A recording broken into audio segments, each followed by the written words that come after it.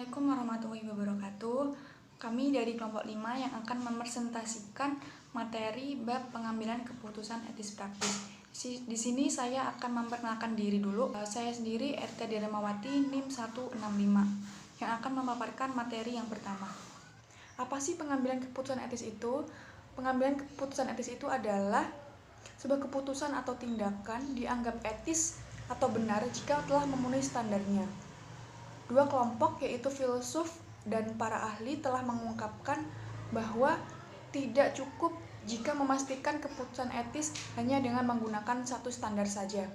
Maka dari itu, kerangka kerja ethical decision making mengusulkan bahwa keputusan akan dibandingkan dengan menggunakan 4 standar penilaian yang komprehensif, di mana 4 standar penilaian yang komprehensif itu termasuk dalam kerangka kerja pengambilan keputusan etis. Yang pertama yaitu konsekuensi atau kekayaan yang dibuat dalam hal keuntungan bersih atau biaya, di mana perusahaan siap menanggung apapun keputusan yang diambil, apapun hasil yang akan diambil itu, maupun kerugian maupun keuntungannya.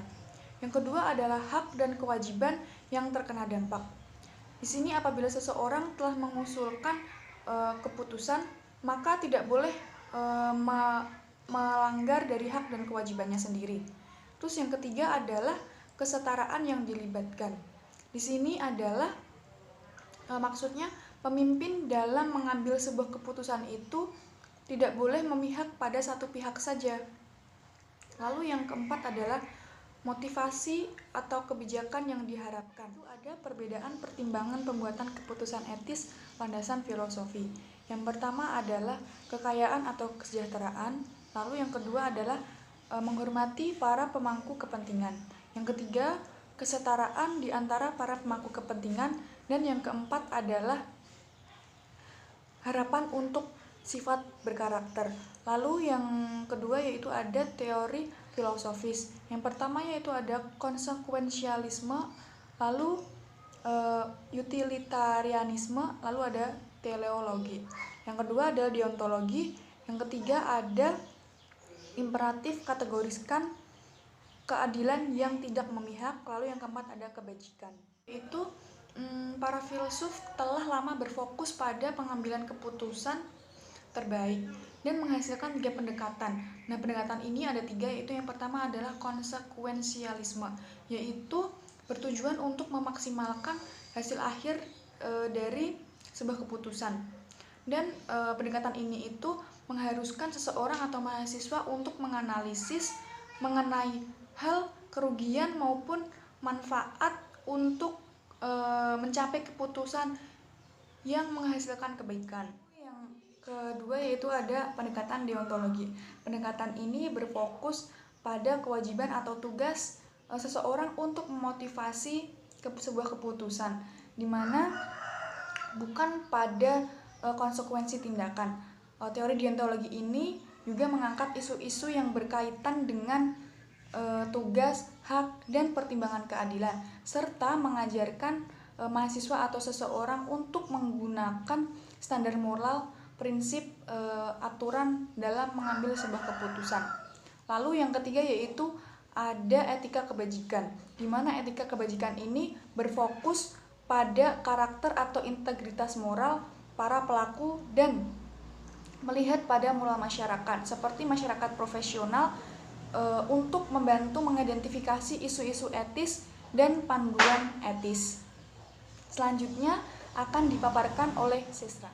Selanjutnya, saya Sesra Nabila Agiska NIM 155 akan menjelaskan mengenai kepentingan dasar bagi para pemangku kepentingan dan penilaian dampak bagi pemegang saham. Yang pertama, ada kepentingan dasar bagi para pemangku kepentingan. Untuk mempermudahkan proses kepentingan, maka sangat baik untuk mempertimbangkan serangkaian kepentingan para pemangku perusahaan untuk memfokuskan analisis dan mengambil keputusan pada dimensi etika. Ada 4 kepentingan dasar bagi para pemangku kepentingan.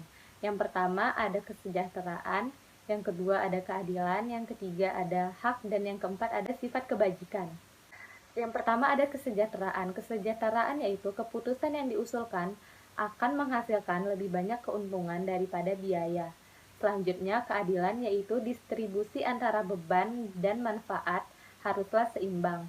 Dan yang ketiga ada hak, yaitu keputusan yang telah diusulkan tidak boleh melanggar hak pemegang kewajiban. Dan yang terakhir ada sifat kebajikan, yaitu keputusan yang diusulkan harus menunjukkan kebajikan yang telah sesuai dengan yang diharapkan. Selanjutnya ada penilaian dampak yang bisa diukur. Yang pertama hanya laba atau rugi. Laba merupakan dasar kepentingan pemegang saham dan sangat penting untuk menentukan umur hidup perusahaan.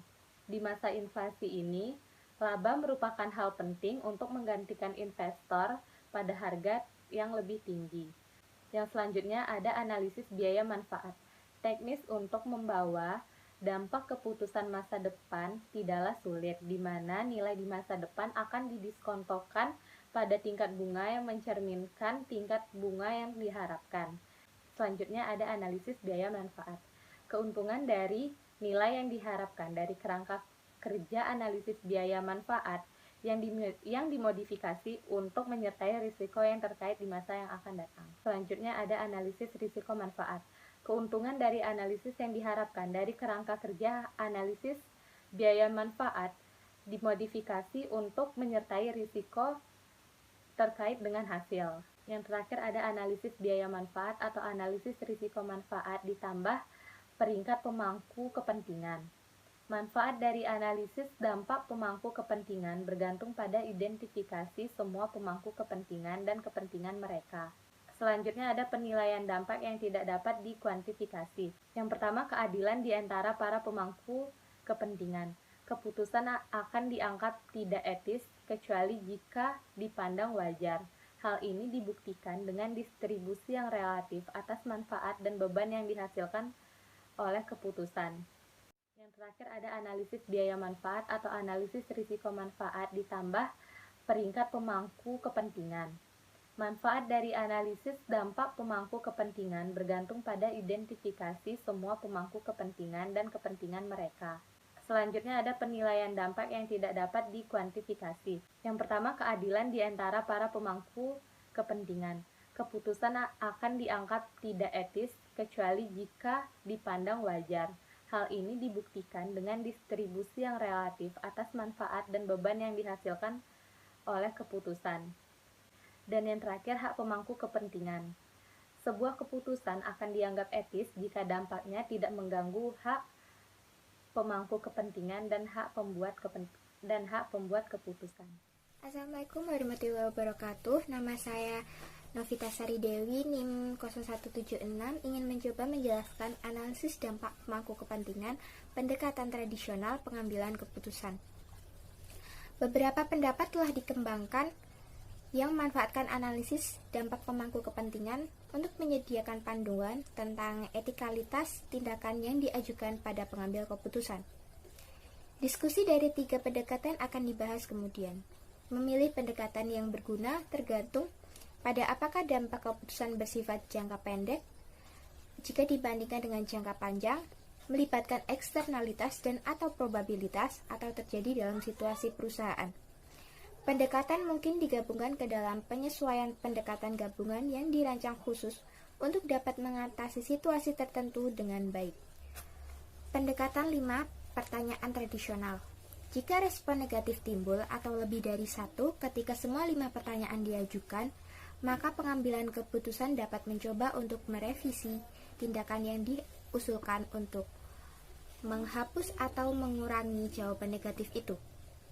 Apabila proses revisi berhasil, maka usulan menjadi etis. Jika tidak, proposal harus ditinggalkan karena tidak etis. Bahkan jika tidak ada tanggapan negatif ketika pertanyaan tersebut diajukan, sebuah upaya harus dilakukan untuk memperbaiki tindakan yang diusulkan melalui 5 pertanyaan yang sudah diusulkan sebagai panduan. Tetap diingat bahwa pendekatan 5 pertanyaan tradisional tidak secara khusus masukkan kajian mendalam tentang motivasi untuk keputusan-keputusan yang terlibat atau kebijakan atau karakter yang diharapkan. Selanjutnya yaitu ada pendekatan standar moral tradisional. Pendekatan standar moral untuk analisis dampak pemangku kepentingan membangun secara langsung atas 3 kepentingan mendasar dari para pemangku kepentingan. Pendekatan standar moral tradisional dalam pengambilan keputusan etis dibagi menjadi 3 standar moral dan pertanyaan dari keputusan yang diusulkan. Standar moral yang pertama yaitu utilitarian. Utilitarian yaitu maksimalkan keuntungan bersih bagi seluruh masyarakat dengan mengajukan pertanyaan, apakah tindakan tersebut memaksimalkan manfaat sosial dan meminimalkan luka sosial? Standar moral yang kedua yaitu haknya dihormati dan dilindungi dengan mengajukan pertanyaan, apakah tindakan tersebut konsisten dengan hak setiap orang? Standar moral yang terakhir yaitu adalah keadilan, yaitu distribusi manfaat dan beban yang adil dengan mengajukan pertanyaan, apakah tindakan tersebut membawa pada sebuah distribusi yang adil dari manfaat dan beban? Hal ini agak lebih umum daripada fokus dari pendekatan 5 pertanyaan dan mengarah pengambil keputusan untuk membuat analisis yang berbasis lebih luas pada manfaat bersih, bukan hanya profitabilitas sebagai tantangan pertama keputusan yang diusulkan.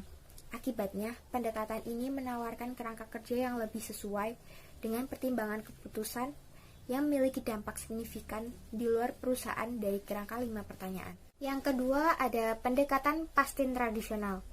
Pastin menggunakan konsep etika aturan dasar untuk menangkap gagasan bahwa individu dan organisasi memiliki aturan-aturan dasar atau nilai-nilai fundamental yang mengatur perilaku mereka atau perilaku yang diharapkan. Jika keputusan dianggap menyinggung nilai-nilai ini, ada kemungkinan akan terjadi kekecewaan atau balas dendam. Sayangnya, hal ini dapat menyebabkan pemberhentian atau pemutusan kerja pegawai yang bertindak tanpa memahami dengan baik aturan dasar etika organisasi tempat dia bekerja. Untuk mematuhi aturan dasar yang berlaku, mengukur komitmen organisasi secara benar atau proposal, dan melindungi para pembuat kepastian, Pastin mengusulkan agar dilakukan pemeriksaan terhadap keputusan atau tindakan di masa lalu. Ia menyebut pendekatan ini sebagai rekayasa balik sebuah keputusan, karena dilakukan usaha untuk membongkar pengambilan keputusan masa lalu tersebut, selain untuk melihat bagaimana dan mengapa putusan tersebut dibuat. Pastin menunjukkan bahwa individu sering dibatasi secara sukarela ataupun tidak dalam mengungkapkan nilai-nilai mereka. Dan rekayasa balik menawarkan cara untuk melihat melalui tindakan-tindakan mereka di masa lalu dan apa nilai-nilai mereka yang sebenarnya. Yang ketiga yaitu memperluas dan memadukan pendekatan tradisional. Dari waktu ke waktu, masalah etika akan muncul yang mungkin tidak sesuai dengan salah satu pendekatan yang telah diuraikan tadi. Sebagai contoh, isu yang diangkat oleh permasalahan etika dapat diperiksa dengan pendekatan 5 pertanyaan, kecuali jika ada dampak panjang yang signifikan atau hal lain yang lebih membutuhkan analisis biaya manfaat dari keuntungan dari penyataan tingkat pertama. Untuknya, analisis biaya manfaat dapat diganti atau ditambahkan untuk memperkaya pendekatan tersebut. Demikian pula, konsep etika aturan dasar dapat dipindahkan ke pendekatan non-Pastin jika diperlukan dalam keputusan yang berhubungan dengan keadaan perusahaan. Harus hati-hati ketika memastikan bahwa masing-masing bidang kebaikan, keadilan, dan dampaknya terhadap hak individu telah diperiksa dalam analisis yang komprehensif. Jika tidak, keputusan akhir kemungkinan akan salah. Yang selanjutnya yaitu memodifikasi pendekatan tradisional analisis dampak pemangku kepentingan, menilai inovasi, kebajikan yang diharapkan, dan sifat karakter. Yang pertama, penilaian etis, motivasi, dan perilaku. Proses penilaian dampak pemangku kepentingan akan menawarkan kesempatan untuk menilai motivasi yang mendasari keputusan atau tindakan yang diusulkan. Meskipun tidak mungkin pengamat akan mengetahui dengan persis motivasi nyata yang terlintas di pikiran pengambil keputusan itu, sangat mungkin untuk memproyeksikan persepsi yang dimiliki para pemangku kepentingan atas tindakan tersebut. Dalam pikiran para pemangku kepentingan, persepsi akan menentukan reputasi, apakah persepsi tersebut benar atau tidak. Selain itu, dimungkinkan untuk menduga dari remunerasi dan sistem motivasi lainnya yang diterapkan. Apakah motivasi pengambil keputusan cenderung etis atau tidak? Yang selanjutnya yaitu harapan-harapan motivasi, kebajikan, sifat karakter, dan proses. Yang pertama, motivasi yang diharapkan, pengendalian diri atas keserakahan, pertimbangan kesetaraan atau keadilan, kebaikan, kepedulian, kasih sayang, dan kebajikan. Dan yang kedua, kebajikan yang diharapkan, loyalitas penuh, integritas dan transparansi, ketulusan bukan bermuka dua.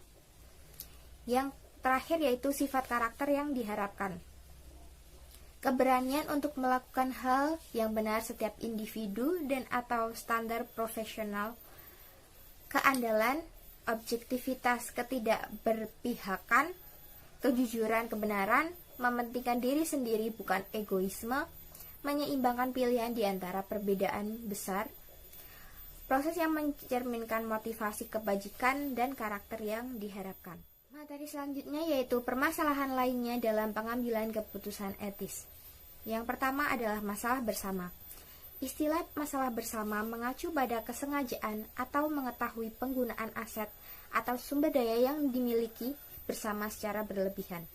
Konsep pertama ini muncul ketika penduduk desa di Inggris menggembala ternak mereka secara berlebihan atau overgraze di atas tanah yang dimiliki bersama atau bersama-sama orang lain di desa. Dan istilah bersama ini digunakan untuk mengidentifikasi jenis padang rumput. Yang kedua yaitu mengembangkan aksi yang lebih etis. Perbaikan yang berulang-ulang adalah salah satu keuntungan dari menggunakan kerangka kerja IDM yang diusulkan. Menggunakan serangkaian pendekatan filosofis, 5 pertanyaan standar moral, pastin atau pendekatan bersama yang memungkinkan aspek-aspek tidak etis dari sebuah keputusan dapat diidentifikasi, kemudian dimodifikasi secara berulang-ulang untuk memperbaiki dampak keseluruhan dari pengambilan keputusan tersebut. Dan yang terakhir ada kekeliruan umum dalam pengambilan keputusan etis. Lebih lengkapnya akan dibahas oleh teman saya Nurmala. Assalamualaikum. Nama saya Nurmala Sariudianti, NIM 168. Di sini saya akan menjelaskan tentang kekeliruan umum dalam pengambilan keputusan etis. Yang pertama, menyetujui budaya yang tidak etis. Dalam banyak kasus, perusahaan itu tuh kebanyakan tuh diam atau kadang tuh kurang jelas gitu loh tentang ingin menyampaikan kayak inti-inti yang pengen mereka sampaikan tapi nggak jelas gitu loh. Kadang tuh juga disalahartikan, terus memungkinkan diambilnya tindakan yang tidak etis dan ilegal. Yang kedua, salah menafsirkan harapan masyarakat. Banyak eksekutif yang salah mengira bahwa tindakan yang tidak etis dapat diterima, sebab kebenaran bagi keputusan yang tidak etis itu sangat meragukan gitu. Yang ketiga, berfokus pada keuntungan jangka pendek dan dampak pada pemegang saham. Kadang itu dampak yang paling signifikan dari tindakan yang diusulkan adalah apa yang akan terjadi terlebih dahulu tuh bakal menimpa pemangku kepentingan yang bukan pemegang saham. Yang keempat, berfokus pada legalitas. Banyak manajer itu yang hanya peduli dengan tindakan yang sah secara hukum, karena mereka berpendapat jika sah secara hukum itu bakal sah secara etis gitu loh, bakal etis gitu loh. Padahal tuh enggak semua kayak gitu. Yang kelima, batas keberimbangan. Kadang itu pengambilan keputusan itu bersikap bias atau tuh pengen bersikap adil, tapi hanya untuk kelompok yang mereka sukai gitu loh. Tapi mereka tuh tidak memiliki kemampuan untuk mengendalikan opini publik. Yang keenam, batas untuk meneliti hak. Para pembuat keputusan itu harus meneliti dampak pada keseluruhan hak semua kelompok pemangku kepentingan. Yang ketujuh, konflik kepentingan. Penilaian itu dapat menutupi kepentingan pribadi yang saling bertentangan antara kepentingan mengambil keputusan dan kepentingan terbaik untuk perusahaan. Itu tuh dapat menyebabkan penilaian dan keputusan itu keliru gitu loh. Yang kedelapan, keterkaitan antara pemangku kepentingan. Seringkali para pengambil keputusan itu gagal mengantisipasi apa yang mereka lakukan untuk satu kelompok tertentu, dan itu tuh berkontribusi memicu tindakan orang lain, tindakan pemangku kepentingan lain gitu loh. Yang kesembilan, kegagalan untuk mengidentifikasi semua kelompok pemangku kepentingan. Kebutuhan untuk mengidentifikasi semua kelompok pemangku kepentingan dan kepentingan mereka sebelum menilai dampak pada masing-masing kelompok pemangku kepentingan. Yang ke-10, kegagalan untuk membuat peringkat kepentingan tertentu dari para pemangku kepentingan. Mereka itu cenderung mementingkan seluruh pemangku kepentingan, tetapi ada para pemangku kepentingan tuh yang mendesak biasanya. Jadi mereka yang dipentingin dulu daripada pemangku kepentingan yang lain. Ke-11, mengacuhkan kekayaan, keadilan, atau hak.